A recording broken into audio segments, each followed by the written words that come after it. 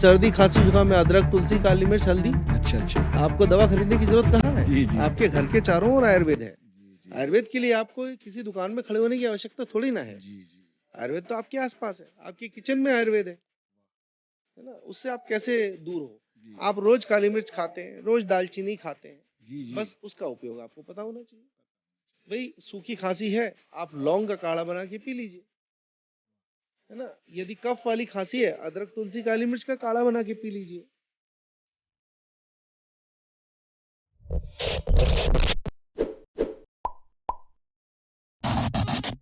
नमस्कार दोस्तों, आज हमारे साथ हैं डॉक्टर आशीष चौहान। मैं आपका सादर अभिवादन करता हूं।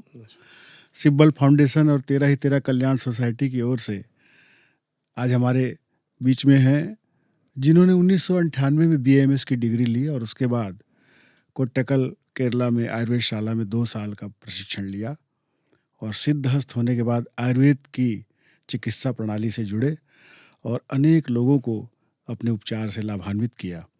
डॉक्टर आशीष चौहान आयुर्वेद के साथ साथ होम्योपैथी का भी ज्ञान रखते हैं और उनकी यहाँ पर जवाहर नगर में अपनी क्लिनिक है। मुफ्त में भी सलाह देते हैं, गरीबों की सेवाएं भी मुफ्त में देते हैं वो गरीबों को। तो आज डॉक्टर आशीष चौहान जी से हम आयुर्वेद के विषय में, ये ऐसा चिकित्सा ऐसी चिकित्सा प्रणाली है जो भारत की अत्यंत प्राचीन पद्धति है और ये सर्वाधिक प्रामाणिक भी कही गई है। इस आयुर्वेद चिकित्सा में आज क्या अनुसंधान हो रहे हैं और आयुर्वेद चिकित्सा किस तरह से आज हम लोग के लिए लाभजनक है, इस विषय में विस्तृत जानकारी देंगे आज डॉक्टर आशीष चौहान। मैं डॉक्टर आशीष से जानना चाहूँगा कि आप कहाँ से शिक्षा दीक्षा लेकर के फिर कहाँ आपने प्रयास शुरू किया, हमें बताएंगे। सबसे पहले तो मैंने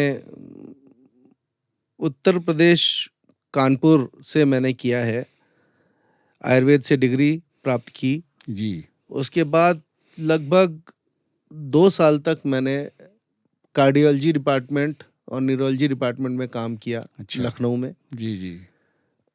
वहाँ मुझे लगने लगा था कि मुझे आयुर्वेद के लिए कुछ करना चाहिए। जी जी। तो मैं वहाँ से फिर गया कोट्टकल केरला। जी। वहाँ मैंने आयुर्वेद को मूल रूप में देखा अच्छा। और वहीं मैंने मर्म थेरेपी सीखी, मर्म चिकित्सा, जिसके द्वारा पैरालाइज्ड पेशेंट्स को भी ठीक किया जा सकता है। ये मर्म चिकित्सा किस तरह की होती है डॉक्टर साहब? मर्म चिकित्सा ये जो है एक तरीके से मार्शल आर्ट का पार्ट है अच्छा। और यहीं से एक्यूप्रेशर निकला है, यहीं से एक्यूपंक्चर निकला है, यहीं से ताइक्वांडो निकला है अच्छा। और यहीं से कुंफू निकला है। ये सब अच्छा। का मदर ऑफ मार्शल आर्ट्स बोलते हैं मर्म थेरेपी को। अच्छा। तो वो मैंने केरला में जाकर के सीखी, उसका अनुभव किया और लगभग 20-21 साल हो रहा है मैं उसकी प्रैक्टिस कर रहा हूँ। किस तरह के मरीजों का इसमें उपचार करते हैं? खास तौर पे मेरे पास जो स्पाइन के पेशेंट्स आते हैं, अच्छा। स्पाइनल इंजरी के पेशेंट्स आते हैं, लिगामेंट टियर्स आते हैं और जो लकवा। टेनिस एल्बो, ये जो आघात के जो पेशेंट्स होते हैं उनमें तुरंत लाभ मिलता है। लकवा के पेशेंट? लकवा के पेशेंट्स में भी लाभ मिलता है, लेकिन उसमें जो अपना समय है वो उतना लगता ही है। अच्छा अच्छा।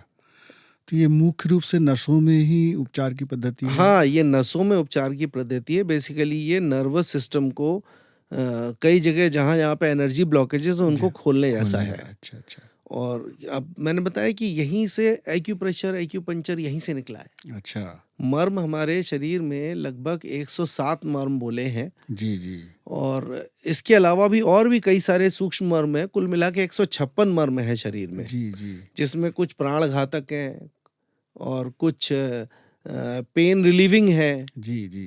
है ना, और कुछ जो है पैरालिसिस पे काम करते हैं, कुछ बॉडी की फ्लेक्सिबिलिटी पे काम करते हैं। तो इस प्रकार से मैं उसका समावेश हमारी जो पंचकर्म क्रिया है जी। उसके साथ में मर्म थेरेपी भी करता हूँ। आम जिज्ञासा है डॉक्टर साहब कि पंचकर्मी की जो चिकित्सा पद्धति है वो किस तरह की होती है? इसमें कैसा उपचार कितने दिनों का, कितने समय का रहता है? पंचकर्म के लिए बेसिकली ये 5 प्रक्रियाएं हैं: स्नेहन, स्वेदन, जी। है ना, वमन, विरेचन, वस्ती। मतलब शरीर का शुद्धिकरण करने जैसा है। अच्छा। शरीर के अंदर जो 3 दोष और 5 7 धातु जी जी। जो हैं उन्हीं को बैलेंस करने के लिए ये पंचकर्म किया जाता है। जी, जी। जैसे कि 3 दोष वात पित्त कफ जी, और 7 धातु रस रक्त मांस मेद अस्थि मज्जा शुक्र, जी, जी। है ना। इसके माध्यम से हमने शरीर को जो है डिफाइन किया हुआ है। अच्छा। जैसे कि एलोपैथी में हम लोग बॉडी फिजियोलॉजी और एनाटॉमी से समझते हैं। जी, जी। हम लोग इस शरीर को ऊर्जा के भाव में समझते हैं। जैसे कि अच्छा, 3 अच्छा। शारीरिक ऊर्जाएं, जी, जी। 3 मानसिक ऊर्जाएं और 7 धातु माने रस रक्त मांस मेद अस्थि मज्जा और शुक्र। जी। ये सब मिला के हम लोग शरीर को डिफाइन करते हैं। इस तरीके से देखिए किसी भी शास्त्र में विधान में बताया नहीं गया है जिस प्रकार से आयुर्वेद में डिफाइन किया है। जी, जी, जी। एनर्जी के भाव से हम शरीर को समझते हैं जी। और उसी रूप से हम इलाज करते हैं। जैसे कि जो आयुर्वेद की जितनी भी द्रव्य हैं सबके अंदर अपना अपना एक भाव है जी, जी। और हर द्रव्य का अपना एक ऊर्जा है। जैसे हल्दी के पास अपनी ऊर्जा है, जी, जी। तुलसी के पास अपनी एक ऊर्जा है, अश्वगंधा के पास अपनी ऊर्जा है और ये ऊर्जा क्षेत्र में जाके ही हमको लाभ देती है। तो मर्म चिकित्सा जो है इस पंचकर्म से अलग है। मर्म चिकित्सा पंचकर्म से थोड़ी अलग है। अच्छा। ये थेरेपी पार्ट है। थेरेपी पार्ट है। जी, जी। हाँ, तो डॉक्टर साहब इसमें आप उपचार भी करते हैं और दवा भी लिखते दवा हैं। भी लिखते हैं। तो दवाओं के विषय में ज़रा जिज्ञासा ये थी आम दर्शकों को कि आयुर्वेद की दवा महंगी होती है या दुर्लभ होती है, नहीं, ऐसी आम धारणा रहती है। तो इसमें आप ज़रा बताएंगे कि ये दवा आसानी से मिल जाती है जो आप बहुत लिखते हैं? आसानी से मिल जाती है। मैं तो स्वरस यूज करता हूँ। जैसे कि जी, जी। सर्दी खांसी जुकाम में अदरक तुलसी काली मिर्च हल्दी। अच्छा, अच्छा। आपको दवा खरीदने की जरूरत कहाँ है? जी, जी। आपके घर के चारों ओर आयुर्वेद है। जी, जी। आयुर्वेद के लिए आपको किसी दुकान में खड़े होने की आवश्यकता थोड़ी ना है। जी, जी। आयुर्वेद तो आपके आसपास है, आपके किचन में आयुर्वेद वाह! है ना। उससे आप कैसे दूर हो? जी। आप रोज काली मिर्च खाते हैं, रोज दालचीनी खाते हैं, जी, जी। बस उसका उपयोग आपको पता होना चाहिए। पता होना चाहिए। भाई सूखी खांसी है, आप लौंग का काढ़ा बना के पी लीजिए, वाह! है ना। यदि कफ वाली खांसी है, अदरक तुलसी काली मिर्च का काढ़ा बना के पी लीजिए। फिर ये जो आयुर्वेद का जो बाज़ार है, अलग तरह का फार्मेसी का और दवाइयाँ मिलती हैं, वो आप किस स्थिति में प्रिस्क्राइब करते हैं या वो दवाओं की कब ज़रूरत पड़ती है? असाध्य रोग में क्या? हाँ, कुछ जैसे एकदम ही शास्त्रोक्त दवाइयाँ देने का यदि मौका लगे जी। तो मैं आर वैद्यशाला कोट्टकल की दवाइयाँ यूज़ करना पसंद करता हूँ। अच्छा। क्योंकि केरला की एक ही मात्र फार्मेसी है जो बहुत ईमानदारी से, बहुत शास्त्रोक्त तरीके से दवाई बना रही है, वो है आर वैद्यशाला। अच्छा डॉक्टर साहब इसमें उपचार के जो तरीके आप बता रहे हैं, एक डायग्नोस का तरीका एलोपैथी का बहुत एडवांस है। एलोपैथी में डायग्नोसिस सिस्टम में पैथोलॉजी टेस्ट हो गया, सोनोग्राफी हो गई, एक्सरे हो गया, एमआरआई, सीटी स्कैन हो जाता है, तो उससे डिजीज़ पता करते हैं डॉक्टर। आयुर्वेद में किस तरह से आप मरीज को उसके रोग के विषय में जानते देखिए, हैं? आयुर्वेद में सबसे पहले तो हम लोग दशविध परीक्षा करते हैं। जी। दशविध परीक्षा जो हम लोग करते हैं, उसमें 90% जो डायग्नोसिस है वो पेशेंट से बातचीत करके ही समझ में आ जाती अच्छा, है। अच्छा। जो हम लोग लक्षण देखते हैं, जी, जी। है ना? जैसे कि आजकल जो है एलोपैथी में पूरी प्रकार से ये डायग्नोस्टिक्स पे डिपेंडेंट हो गए हैं। जी। क्लिनिकल हैंड है ही नहीं। जी, जी। मतलब जब तक जाँच ना हो जाए आपकी, जब तक जो है आपका एमआरआई ना हो जाए, सीटी स्कैन ना हो जाए, मतलब 15-20 हज़ार आदमी तो सिर्फ महँगा डायग्नोसिस में खर्च कर लेते हैं, जाँच के बहुत महँगे तरीके है हैं। ना? जी। हमारा तो फ्री का तरीका है, हम सिर्फ नाड़ी पकड़ लेते हैं और जी। प्रश्न पूछ लेते हैं, बाकी हमारा अपना अनुभव है। पेशेंट की चाल से, पेशेंट की बात करने के तरीके से और पेशेंट के खान-पान से, पेशेंट की जो प्रकृति से जो हम समझ लेते हैं, उसी के अनुसार हमारी दवाइयाँ डिसाइड हो जाती हैं, उससे उनको लाभ होता है। आज का समय ऐसा है डॉक्टर साहब कि बहुत ज़्यादा तनाव का है, भागम-भाग का है, मानसिक दबाव में व्यक्ति है, तो मानसिक रोग बहुत ज़्यादा बढ़ रहा है। डिप्रेशन, एंग्जायटी तो कॉमन हो गई है हर घर में। तो क्या आयुर्वेद में इसकी संभावना है उपचार की पूर्ण हाँ, रूप से? बहुत अच्छी दवाइयाँ हैं आयुर्वेद में, ख़ास तौर पे कुछ द्रव्य हैं जैसे ब्राह्मी है, जटामांसी है और कुछ शास्त्रोक्त दवाइयों के अलावा मैं कुछ और अलग दवाइयाँ यूज़ करता हूँ, बैच फ्लावर रेमेडीज़। अच्छा, ये रेमेडी कुछ अलग है? ये एकदम अलग है और जी। ये एक ऐसे व्यक्ति ने इजाद की है जो खुद एक एलोपैथी का मास्टर रह चुका था। अच्छा। ये डॉक्टर एडवर्ड बैच लंदन में अपनी सारी एलोपैथिक प्रैक्टिस छोड़कर हिमालय में रह करके जी। और यहाँ से आयुर्वेद का ज्ञान लेके गए, वहाँ जाके उन्होंने सिर्फ 38 सॉल्ट्स निकाले।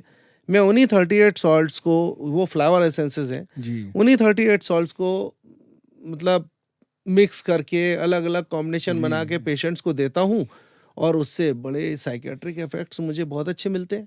इस मेडिसिन से? इस मेडिसिन ये से ये बहुत मैंने प्रचलन में। प्रचलन में नहीं है, लोग नहीं जानते। जी जी जी, वही मैं मैं। प्रैक्टिस कर रहा हूँ 20-21 साल से, मैंने कई घर टूटने से बचाए सिर्फ वाह, इसी बैच फ्लावर की दम पर। तो ये आसानी से उपलब्ध हो जाती है? हाँ, अब अवेलेबल है ऑनलाइन, तो बहुत बड़ा बाजार है। अच्छा अच्छा। यूरोप में तो बहुत पॉपुलर है, यहाँ हिंदुस्तान में लोग कम जानते हैं, लेकिन अब कुछ समझदार साइकियाट्रिस्ट इसको जानने लगे हैं। मैं जी, नाम नहीं लूंगा, मैंने शहर के 2-3 साइकियाट्रिस्ट को भी दिया है। वाह वाह, मतलब बड़ा इफेक्टिव है। और बहुत कास्ट इफेक्टिव है, और लागत के मामले में कैसी दवा? बहुत सस्ती है। सस्ती है। मेरे ख्याल से महीने भर की दवा 70 रुपए, 100 रुपए, ओह, और इससे सस्ता और क्या होगा। बहुत ही अच्छी बात बताई आपने कि और मानसिक रोग के लिए इतना प्रभावकारी दवा। प्रभाव ऐसे, यदि किसी को आघात लग जाए, बच्चा यदि सीढ़ी से गिर जाए और आप 2 बूंद उसकी जीभ पे टपका दो, थोड़ी देर में खेलने लगेगा। अच्छा।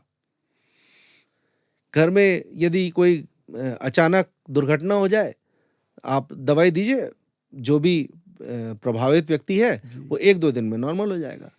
इतनी तेज असर करने वाली इतना दवा है। तेज असर करने, पहली डोज काम करती है उसकी। इन दवाओं के अलावा ऐसा क्या है और जीवन में चक्र की आप जिसकी सलाह देना चाहेंगे लोगों को कि किस तरह से जीवन में संतुलन कायम रहे, स्वास्थ्य बना रहे? सबसे जरूरी है दिनचर्या और ऋतुचर्या। जी जी टाइम पे खाइए, जी टाइम पे सोइए, समय के अनुसार खाइए, मौसम और ऋतु के अनुसार खाइए। जी। जो जिस मौसम में आसानी से मिले वही खाने योग्य है। यहाँ बैठ करके यदि आप यूरोप का फल खाएंगे तो फायदा तो नहीं करेगा, या छत्तीसगढ़ में रहते हुए यदि आप केरल की इमली खाएंगे तो फायदा नहीं करेगी, जी जी जी। है ना। यहाँ की जो जलवायु चीज के हिसाब से। यहाँ जलवायु के हिसाब से। अब राजस्थान में बैठ करके आप भाजी खाओगे तो आप तकलीफ में जाओगे, जी जी जी। है ना। रायपुर में बैठ के भाजियां ही खाना है, क्योंकि यहाँ भाजियां होती है। डॉक्टर साहब, ऐसा हो रहा है कि आज सारी दुनिया एक ग्लोबल गांव बन गई है। वो तो है। आदमियों का प्रवास इतना ज़्यादा हो रहा है, कभी इस शहर से कहीं का रहने वाला कहीं जाके काम कर रहा है, तो जीवन में तो बड़े परिवर्तन आ रहा है, पर उसके संस्कार में आहार का जो क्रम है अलग रहा है। कोई हरियाणा पंजाब का है, उसके खाने का ढंग अलग है, पराठा खा रहा है, बटर खा रहा है। कोई छत्तीसगढ़ का है तो बासी खा रहा है। हाँ, तो ये हो रहा है। इसमें कैसे मतलब व्यक्ति लाए अंतर हाँ, कि वो खा नहीं सक रहा है उस चीज़ को, उसको तकलीफ हो रही है, तो क्या उसके लिए उसको आचार संहिता तो मैं, पालन करना जैसे कि चाहिए? कई लोग यहाँ पर हैं जो पंजाब से आकर के यहाँ रह रहे हैं, जी जी अब वो आ तो गए छत्तीसगढ़ में, जी लेकिन उन्होंने अपनी पंजाब वाली आदत छोड़ी नहीं। जी जी साहब सुबह पराठे खाना है, वो जी भी जी मक्खन के साथ, जी जी। और फिर उसके बाद मेरे पास आते हैं, साहब तकलीफ हाँ, हो रही है। जी। तो तकलीफ तो होगी, यहाँ के पानी के हिसाब से वो सूट नहीं करेगा वो नहीं सूट भोजन। करेगा। हाँ अब जी। यहाँ मक्खन आप कैसे खा लोगे, जी छत्तीसगढ़ में मक्खन कैसे खा लोगे। जी जी छत्तीसगढ़ में तो ऐसा है कि यहाँ तो भात यहाँ वाला खाइए और यहाँ वाली भाजियां खाइए, सादा सिंपल खाना खाइए। यहाँ लेकिन का अभी जो, अभी एक चल रही है बात, बहुत ज़्यादा चल रही है कि मिलेट्स, मतलब मिलेट्स हाँ लेना चाहिए। मिलेट्स अच्छे तो हैं। ज्वार बाजरा को भी उसमें शामिल किया गया है। हम्म। वो छत्तीसगढ़ का फसल उत्पाद है ही नहीं, तो ज्वार बाजरा मक्का ये सब यहाँ ले सकते हैं नहीं, भोजन में? मौसम के अनुसार मैं मानता हूँ कि ज्वार जो है वो फिर भी ठीक है, बाजरा सर्दियों में खा सकते हैं, 12 महीना खाने का 12 नहीं। महीना नहीं। तो बाकी मिलेट्स में कोदो कुटकी जो बोल रहे हैं ये सब ले कोदो सकते कुटकी यहाँ का है, यहीं खाना ये है। खा सकते हैं। हाँ, वो छत्तीसगढ़ का है, वो यहीं खाना है। जी, बहुत अच्छा। और आयुर्वेद के अलावा, इस चिकित्सा पद्धति के अलावा और इस पेशे के अलावा आपको और अन्य क्षेत्रों में क्या रुचि है? सब क्या करते हैं और आप क्या देखिए, आपके? मैं तो योगी हूँ, मैं गुरु परंपरा को मानने वाला, जी जी है ना। और बाकी अपने जो अनुभव है वो मेरे आध्यात्मिक अनुभव, अपने व्यक्तिगत अनुभव है, व्यक्तिगत अनुभव। उनको मैं अपनी प्रैक्टिस में लाते रहता हूँ, करते रहता हूँ। योगा मैंने सीखा हुआ है, कुछ कुछ पेशेंट्स को भी बताता हूँ। जी जी योगा, योग पद्धति थी। योग तो शुरुआत होती है थिंकिंग से, आप जो सोचते हो वही योगा है, वहां अच्छा से योग शुरू होता जी जी जी है ना। आपकी सोचने और समझने की शक्ति से ही योग शुरू हो जाता है।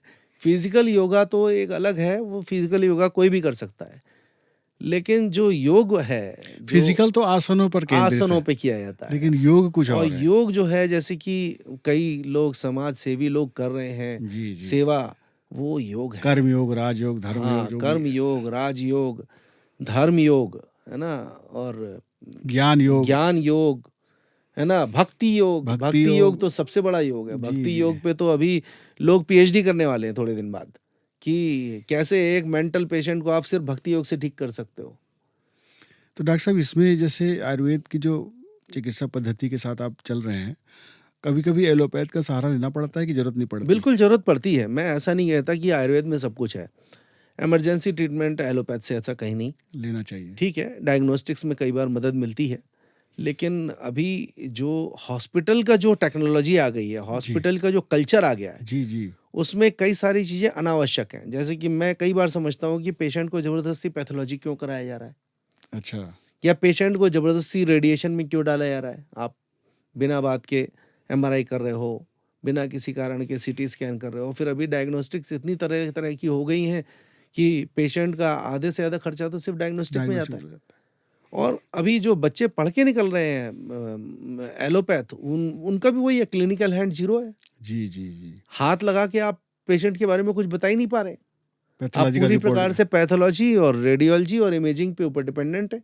आप देखिए हमारे पुराने चिकित्सक में मैं जिन सीनियर्स के साथ बैठ कर के सीखा हूँ न्यूरोलॉजी, कार्डियोलॉजी, उस ज़माने में तो पैथोलॉजी नाम की कोई चीज़ हुआ ही नहीं करती थी। वो जी तो जी। सिर्फ स्टेथोस्कोप लगा करके पहचान जाते थे।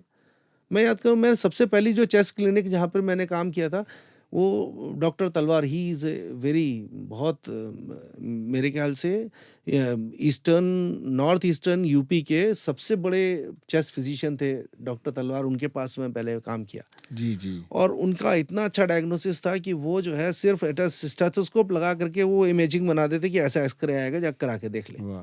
पहले एक फैमिली डॉक्टर भी हुआ करता था, हाँ, एमबीबीएस, और सारी तासीर जानता था अपने सब जानता था। मरीजों की और बताता था और दवाइयाँ। आज यदि किसी बच्चे को सिंपल वीजिंग सुनने को बता दो, फिजिंग और क्रेप्स में जो है फर्क नहीं बता पाएगा।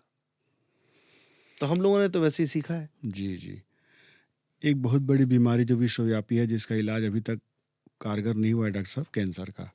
एलोपैथी भी रिसर्च चल रहे हैं, सभी जगह चल रहे हैं, तो आयुर्वेद में क्या संभावनाएं बन रही हैं? आयुर्वेद में कैंसर का बड़ा अच्छा उपाय है, बहुत अच्छा इलाज है।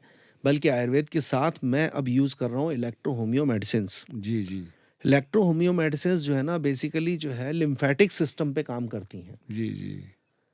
ये जो कैंसर है, कैंसर का आप सोच भी नहीं सकते कि महर्षि चरक ने आज से 5000 साल पहले कैंसर के बारे में बोला था। जी जी। तब कैंसर के बारे में किसी ने सुना नहीं था। कर्क रोग उन्होंने ऐसा। कर्क रोग जी जी। लिखा हुआ है, जी। मैं आपको श्लोक बता हाँ सकता हूँ। हाँ हाँ।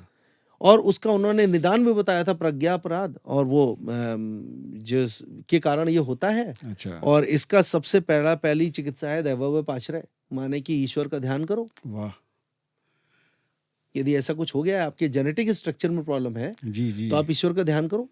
वाह। ये आपको किसी के रूप में, सजा के रूप में मिला है। ऐसा आपने कुछ किया होगा जिस कारण आपको ये सजा मिली आपका है। प्रारब्ध होगा या प्रारब्ध कर्म का होगा, प्रभाव होगा। कुछ भी हो सकता है। कर्म क्षरण ना हुआ हो, या कोई ऐसा कारण हो जिसके अच्छा। कारण से हो गया, है ना, या आपकी आदतें ऐसी कुछ खराब हो कि अब आप नशा कर रहे हो लगातार, है ना। जैसे आजकल तो बहुत सारे प्रकार के नशे आ गए हैं। अल्कोहल तो खैर है ही, इसके अलावा वो जो गुटखा, तम्बाकू, ये बहुत नुकसानदायक है। मैं तो आजकल अभी हफ्ते में 2 दिन संजीवनी कैंसर हॉस्पिटल में जाता हूँ। मेरी जी 2 दिन जी वहाँ ओपीडी है। जी जी जी। और मैं लगभग रोज देखता हूँ, लगभग पेशेंट वही लाइफस्टाइल डिजीज है। Lifestyle disease. हाँ, तो पेशेंट इसमें सबसे पहले तो एक तो लाइफस्टाइल मॉडिफिकेशन, इसके बाद कुछ आयुर्वेद की मेडिसिन और इलेक्ट्रो होम्यो मिला के कैंसर का बहुत अच्छा इलाज हो सकता हो है। सकता है। अभी हिंदुस्तान में अभी 1-2 हॉस्पिटल्स हैं, मैं नाम ले सकता हूँ। इंदौर में एक है देवी अहिल्या जी हॉस्पिटल, जी और एक है डीएस रिसर्च इंस्टीट्यूट पुरुलिया में। जी। ये लोग सिर्फ और सिर्फ कैंसर का इलाज कर रहे हैं, और सिर्फ इलेक्ट्रो होम्यो मेडिसिन से। अच्छा अच्छा। और इनके पास केस स्टडीज हैं, आप देखिए जाकर के वहाँ पर कैसे इलाज हो रहा है। जी जी। बहुत ही अच्छी जानकारियाँ आपने दी हैं कि कैंसर की भी संभावना इस पद्धति से भी बहुत हाँ, ज़्यादा ठीक बिल्कुल। होने अब की देखिए है। कीमोथेरेपी के सक्सेस के चांसेस हैं, जी जी। रेडियोथेरेपी के भी सक्सेस के चांसेस हैं। चांसेस। 100% ट्रीट होने के जी कोई जी चांस नहीं है। जी जी। थोड़ा सा यदि आप योग, आयुर्वेद और इलेक्ट्रो होम्योपैथी को मिला लेते हैं, तो जी। पेशेंट के बचने के चांसेस बढ़ जाते हैं। बढ़ जाते हैं। और अभी स्टडीज में आप देखते जाइए, मैं खुद इस पे काम कर रहा हूँ। और बहुत जल्दी ऐसा कुछ हो सकता है कि मैं आयुर्वेदिक कैंसर हॉस्पिटल जैसी संभावना आपको रायपुर में ला के दे दूंगा। बहुत बहुत स्वागत है आपका डॉक्टर साहब। आप बड़ी अच्छी उम्मीद जगा रहे हैं हमारे दर्शकों के लिए, आम जनों के लिए, कि आपकी ये सेवाएं यहाँ निरंतर मिलती रहे यहाँ के लोगों को। और बहुत अच्छी जानकारी आपने दी है, और साथ साथ ये भी ताकीद किया है कि भोजन शैली में बदलाव लाना चाहिए। कहीं का भोजन कहीं पे भी उपयोग करेंगे तो स्वास्थ्य के लिए बहुत ज़्यादा नुकसानदेह है। इसके अलावा आपके लिए, जैसे चरक संहिता को माना जाता है आयुर्वेद का मूल, इसके बाद भी रिसर्च हो रहे हैं और नए नए कुछ हाँ, वैज्ञानिकों अभी ने काफी आविष्कार सारे रिसर्च हो रहे हैं, बहुत सारी तो चीजें। इसके भी जर्नल पब्लिश होते हैं क्या आयुर्वेद हाँ, के? होते नए नए हैं, रिसर्च आ रहे हैं? आ रहे हैं। कोटकल का जो आयुर्वेदशाला है कोट्टकल वो निरंतर चरक, लगा हुआ है। वो उनके यहाँ कौन सा बेसिक सिद्धांत है? चरक का संहिता से ही लेते हैं कि और वो बेसिकली अष्टांग संग्रह, अष्टांग हृदय को ज्यादा फॉलो करते हैं। जी जी बेसिकली वो जो मेडिसिन जो टैक्स हैं वो शास्त्रोक्त तरीके से वो लोग यूज कर रहे हैं। जी जी और अभी कोट्टकल आयुर्वेदशाला भी इस पे काफी सारी जो रिसर्च कर रहा है, लगातार करते जा रहे हैं। जी जी जी। तो आज हमारे बीच में डॉक्टर आशीष चौहान ने बहुत ही महत्वपूर्ण जानकारियां दी हैं आयुर्वेद की दिशा में, और आयुर्वेद बड़ी संभावनाएं लेकर आ रहा है और लगातार उसके प्रामाणिक मिल रहे हैं साक्ष्य कि किस तरह से वो असरकारी है। डॉक्टर आशीष चौहान का आज इतना बहुमूल्य समय हमें मिला, हम उन्हें बहुत बहुत धन्यवाद देते हैं, उनका हार्दिक आभार करते हैं। प्यारे दर्शकों, आप हमारे चैनल को लाइक करें और अपनी राय से ज़रूर अवगत कराएं कि इस तरह के व्यक्तित्व को हम ला करके आपकी सेवा के लिए प्रस्तुत करते हैं तो ज़रूर हमें खुशी होगी, प्रोत्साहन मिलेगा। धन्यवाद। धन्यवाद।